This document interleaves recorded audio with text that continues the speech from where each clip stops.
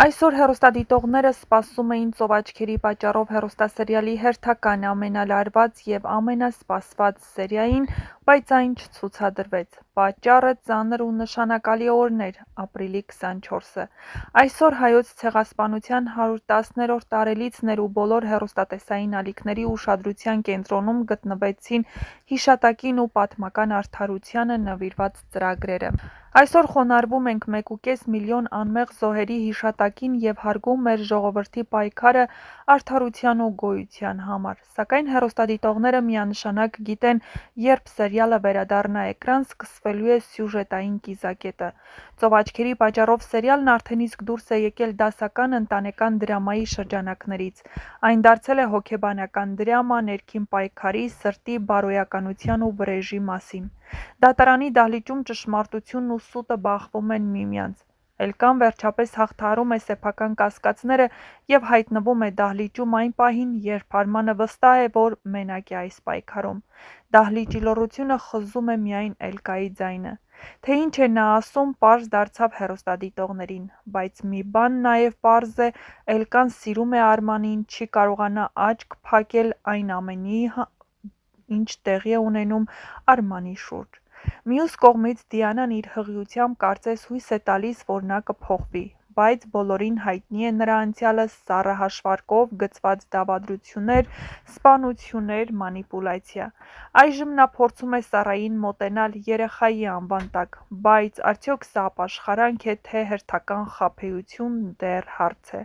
Ռեբեկայի ու Արամի հարաբերություններ են լարում ապրում, Ռեբեկան դեռ ապրում է կորուստների ցավով ու վիրավորվածությամբ, սակայն Արամը չի հեռանում նրա կողքից, և երբ ամեն ինչ թվում է անկարելի, նա դանդաղ փոխելու է Ռեբեկային ջերմությամբ ու համբերությամբ։ Իսկ Սարոյանն, ով տարիներ շարունակ ուժեղ կերպար է եղել, այժմ խոցելի է, նա առողջական խնդիրներ ունի և ստիպված է հեռանալ երկրից, բայց մինչև մեկնելը նա պարտավոր է ընտրություն կատարել՝ արդյոք արդարությունն է առաջ նայել, թե ընտանիքի հանդեպ ունեցած սերը։ Այնինչ սպասվում է սերիալի ավարտին, խոստանում է լինել ոչ միայն դրամատիկ, այլև խորապես էմոցիոնալ։ Սիրո, ցավի, անցյալի ու ներկայի բախման այս պատմությունը միանշանակ հիշվող կդարձնի սերիալի եզրափակիչ պահերը։ Եվ հենց հաջորդ սերիայում Հայոց ցեղասպանության հիշատակին զոհված լռությունից հետո ծովաչքերի պատճառովը կվերադառնա լի նոր բացահայտումներով, ճակատագրական որոշումներով ու անսպասելի շրջադարձերով։ Հիմա ձեզ ցույց կտամ, թե բացի հագուստները, ինչ եմ ինձ հետ բերում նկարահանման։ Առարկաներ, որոնք միգուցե պետք կան։ Եվ այսպես. գոտի, սանր, աբադոկ, հնարավոր է պետք կա։ Մարմնի քսուկ, որը երբեմն ձեռքերիս եմ քսում, դե մարլի դելինը, ովքեր ծանոթ են այս բույրին, կհասկանան ինչու եմ խենթանում։ Ալկոսպրեյ միշտ ինձ մոտ կա։ Ակնոց, միգուցե պետք կա։ Զարդեր եմ բերում միշտ այսպիսի տուփերի մեջ, որովհետև ես ճամպրուկով եմ գալիս նկարահանման ու ամեն ինչ կարող է անհետանալ, եթե տուփերով չառանձնացնեմ։ Օրինակ սրանք տուփից ընկել են, չգիտեմ ինչու։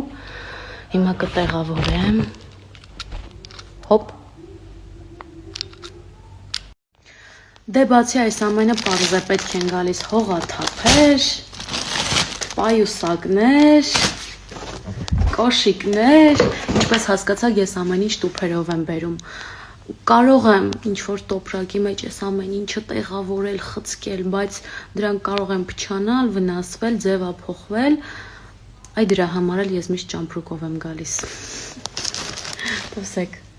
ամեն ինչ այսպես փաթեթավորված եմ։ Հասկացաք, չէ, որ ես շատ եմ պատվերներ անում։ Այս տոպրակներից դրա համար այսքան ունեմ։ Իրերի թե այսքան է։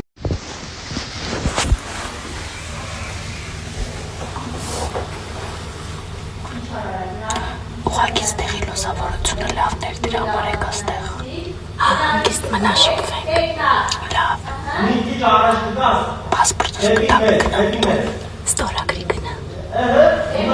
Չդուց կորելու։ Ինչ լավ է։ հետևորդներում ես Էմաջան, մի քանի սեկանի մեջ դարձան 20,000։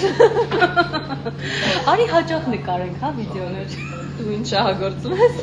Ճիշտ եմ հասկացել։ Լավ, բայց եթե լուրջ սպասեք նոր հետաքրքիր վիդեոների։ Ես եմ, ես Լևոնն է։ Ոչի ծողս։ Բարև բոլորին,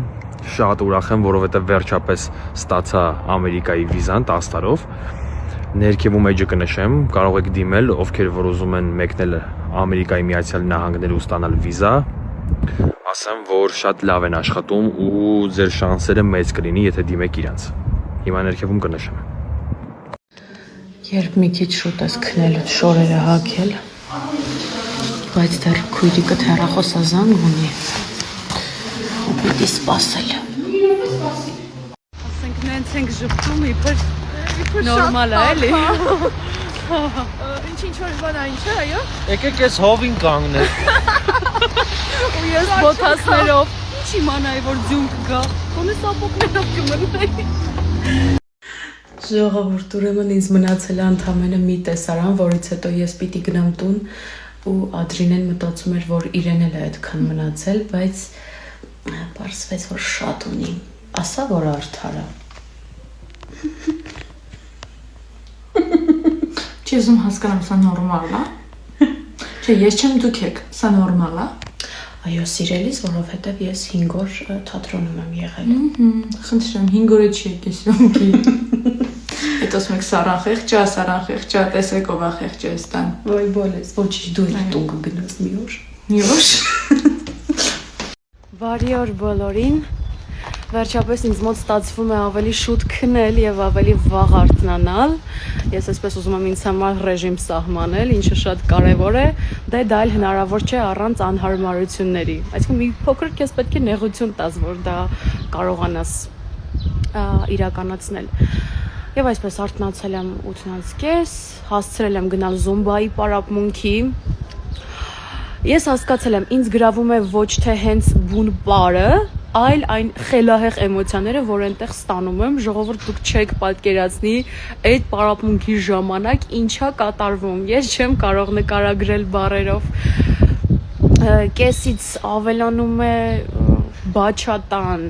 արաբականը, հնդկականը, բայց այդ ամեն ինչը ինչ-որ ուրիշ ակտիվության մեջ եւ ուրիշ էմոցիաներով, միմիկաներով, ձայներով, չգիտեմ, ովքեր մասնակցել են կհասկանան։ Մի խոսքով այսօրվա տրամադրությունս ապահով